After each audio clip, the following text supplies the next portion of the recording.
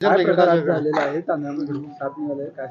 रेशनच्या तांदळामध्ये 3 दिवसापूर्वी ह्यांनी तांदळ रेशन दुकानात आणलेला आहे. 3 दिवसांनी ते रेशनचा तांदूळ खाल्लेला आहे.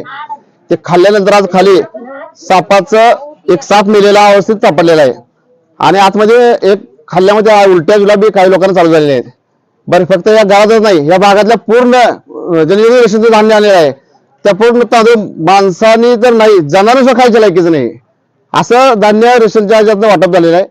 आणि ह्याच्यामध्ये प्रशासनाचा गलथानपणा आहे आणि आम्ही सगळे ह्या गोष्टीचा कडक कारवाई व्हावी म्हणून एक महायुतीचं सरकार शिवसेना म्हणून आम्ही एकनाथ शिंदे साहेबांना निवेदन देणार आहे, मुख्यमंत्री फडणवीस साहेबांना निवेदन देणार आहे आणि जे दोषी असतील त्याच्यावर कडक कारवाई व्हावी यासाठी आम्ही निवेदन देऊन आंदोलन करणार आहे. जर कारवाई नाही झाली तर त्या पुरवठा अधिकारी मेलेला साप जे आमच्या पोत्यात सापडलेला आहे त्यांच्या ऑफिसमध्ये आम्ही जेवण साप सोडू आणि ह्या गोरगरिबांकडे जर प्रशासन असं दुर्लक्षपणा करत असेल तर शिवसेना शांत बसणार नाही.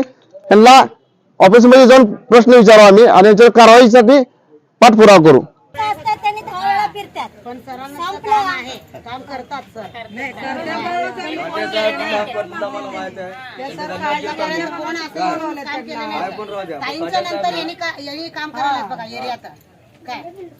कोण आमचं काम करेल ना त्यांना आम्ही मरोस्तर त्यांचा मागे राहील.